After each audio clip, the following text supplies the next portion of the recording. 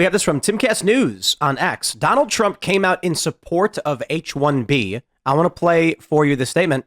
It's not gotten a lot of attention. I'm surprised. I'm not seeing articles written about it. We did post it on Timcast News. Donald Trump says H1-B should bring in waiters and wine connoisseurs. So this is huge because there's a big debate at the end of December. Let me play the clip for you. There's been some debate within your orbit over whether or not to keep or eliminate H-1B visas.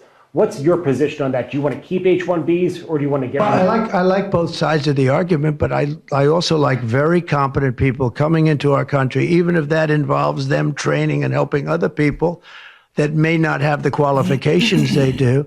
But I don't want to stop. And I'm not just talking about engineers. I'm talking about people at all levels. We want competent people coming into our country. And HB1, I know the program very well. I use the program. Maitre d's, wine, experts, even waiters, high quality waiters. You got to get the best people. Now, then you go into people like Larry, and he needs engineers, and Massie needs, and this gentleman needs engineers like nobody's ever needed engineers, right? So we have to have the quality people coming in. Now, by doing that, we're expanding businesses, and that takes care of everybody. So I'm sort of on both sides of the argument, but what I really do feel is that we have to let really competent people, great people come into our country, and we do that through the H1 program. This statement from Trump largely goes against what his base has been saying since the debate in December. With Trump saying maitre d's, wine experts, and even waiters, he's saying quite literally entry-level, low-skilled positions. Now, I get it if you're a properly trained maitre d'. He's saying classically trained professional waiters at high-end restaurants, perhaps. But these are still jobs that Americans can train for and do. I'm curious what you guys think. I know that Elon Musk got in, I believe. You could fact check me. He got in on an H-1B, I believe, and that's why he's so passionate about it. He was denied the O-1, which is for the exceptionally gifted people, the visa for the exceptionally gifted people. So I think that's why he fights so hard for the H-1B, is because it gave him this amazing opportunity for America.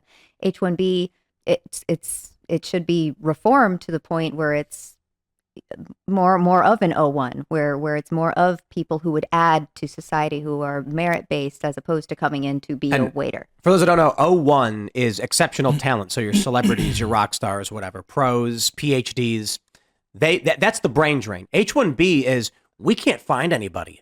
Can we get someone to run our bar who comes from, insert whatever country? A lot of the tech companies abuse this. I'm curious, Rep. Massie, your thoughts as, you're in Congress. I have a foreign accent on my voicemail and my maps that narrates for me in my Siri. When people call up, they say, "Why do you have that?" I said, "It's an H-1B voicemail."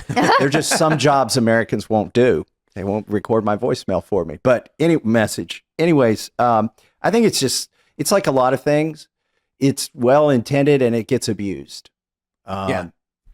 When I was in business, I had a software company. This was 25 years ago. We had one person who was there on a visa at my company. I didn't really, HR hired him or whatever. I remember probably signing something to help him get his visa renewed, but he wasn't taking anybody's job. He had a certain competency and computer-aided design that was hard to come by. As an engineer, I don't feel, this is my background, engineering, I don't feel threatened. You're going to have centers of excellence in Canada, for instance, where people come in and build great things there. But I'm absolutely certain it's abused at this point. So the answer, and by the way, just one other thing, I think what the mandate in this election was to stop illegal immigration. I don't think there was a mandate on H-1B. Okay, what I was about to say. Okay, and I'm deadly serious now. Okay, deadly serious. Would you hire me, Tim? Would you hire me, or anyone else who's watching us? Would you hire me to any kind of? Yeah, exactly. If there would be a job you think after this an hour or so that I could do, would you hire me? If you would think that, wow, this guy is good in talking and presenting, I don't know, selling, relations, whatever it is, would you? You would be, because I'm Polish. Yeah, right. You would be an O1. You are unique. I'm Polish. I'm a foreigner, right? Mm-hmm. I know. I can bet there is many people who would be ready right now to hire me. I'm happy to cooperate with everyone. when I was in London, I had this conversation with English lady, and she went, if your plumbers and builders would leave England now, our economy would collapse. This is what she says. So the whole thing is, it's about getting migration programmed in a way that you don't have illegal migration. What he's trying to, I'm not defending the whole idea, but there is a huge difference between Dominik being in London for 5 years, paying his taxes, and then coming back to his homeland, working and serving to his people. And I do understand that he meant people who will come for 6 or 10 months, just like I did. I used to work on the cruise ships as a student. I've done my contract and I went back home. So this is, I think this is what we are talking about, not about taking jobs. And I think that we are talking about the situation when your unemployment is close to zero, right? We're not talking about a situation when you have like 7, 8, or 9% of unemployment in US and getting people. No. When your unemployment is close to zero, just like in Poland, it's 2% thanks to our government. Wow. 2%, the lowest in European Union. Then you can think about quality migration for some time, 6 or 10 months. I heard you say a statistic that 95% of the people who were immigrating into, what was that, Great Britain? Yes. Didn't pay taxes. I would assume every one of these H1-B visa holders is paying taxes. So the argument, that's a good argument you made, but I don't think it applies to H1-B. But a waiter? Yeah, I mean, there are young people out here who can train to do that job, that need jobs, that feel that they're being left behind. Well, I've been in restaurants where the waiter is making probably close to 6 figures and supporting a family, and he's been in that restaurant for 20 years. I'm usually not the one paying for the meal. I don't choose these places, but go to Joe's Seafood down here in Washington, D.C. There's there's several guys who've supported a family and put them through college. That's a different category. I think that's what Trump has been to restaurants like that, and we have. I understand. Yeah, I've been to these steakhouses, and you have waiters who are professionals. Mm-hmm. They can tell you about every wine from every region and the difference. But a 20-year-old American man or woman can train for that. Of course. And I think the challenge right now for Gen Z especially is they feel like they're struggling.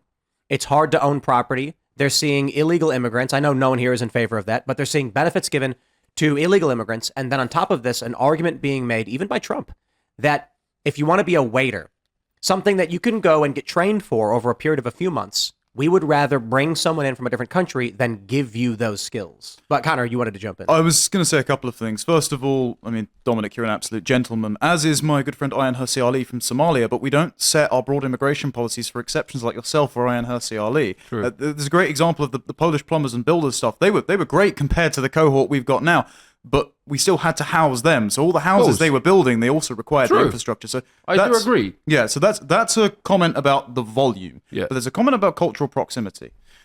Yeah, I'm about to. Oh, sorry. Yeah, I was going to say an economy is just the aggregated activity of a people in a place and a time. So their culture feeds into what that activity is most likely to be like. And so if you mass import people from countries which are not very economically active, you can judge by proxy their culture is not very good. It's probably not very proximate to the United States. And so even if they're coming in and paying large volumes of taxes, it still feels like a transitory population charge. You don't know your neighbors, and so it doesn't matter how skilled these waiters are. If you put in 100,000 Indian waiters, that's still 100,000 people you don't know. As Ian begins to get up different ways. Do y'all know the origin of the word economy? Go for it. Oikonomia. Oh, oikos, yes. Household management. Mm-hmm. You know, I was thinking before I go, last thought is that, like, I don't know, man. I got mixed feelings on this immigration because in one way, if someone's born in the U.S., this is kind of like the idea of stripping away birthright citizenship. Phil Abonte's about to jump in. If someone's just a scummy, not useless, a horrible thing to say, but just like they eat really horrible, they're lazy, why would we prioritize that guy just because of where he was born over the really talented, brilliant Polish dude? It doesn't make any sense to me. I feel like, sorry, buddy, if you didn't try, you don't get it because you were from here. So that's kind of my mixed feelings on this. But does that make him, does his laziness make him less of an American if he can trace his founding back to the Mayflower? Technically, no. Technically, if you're born in the country, this might change. Technically, if you're born in the country, you get all the. Yeah, I think merit. Bye, everyone. Have a great night. But the whole discussion, as I said, I think the whole discussion should start when your unemployment is close to zero. If there is an unemployment in your country, this discussion should not even appear. You have to take care of your own people. If they need training, provide your training. If there is no money on the training, make money as a government responsible for the money on the training. Train your people, get them jobs, and then think about growing. All we know that bigger country, bigger society is more taxes, more opportunities. Look at China. Look at China. The way they're dealing. Look. Why? Because of the volume. We all know that. But as I said, if there is no unemployment, then you can discuss it. If there is even a small slight anyone without a job, this discussion should not take place. That's it. Can I ask a question? What's the magnitude in the United States of this? How many H1Bs do we give every year? I genuinely don't know the answer. Because 85? How much? 85,000? 85,000. I appreciate Connor's argument that you can't dilute your culture if you can't bring on too many people too quickly, or you lose what you are, your national identity. And I'm not saying they have to be the same color or anything like that. No. I'm just like, do they appreciate the Constitution and the principles that we stand for? But if it's 85,000, that might not be too many.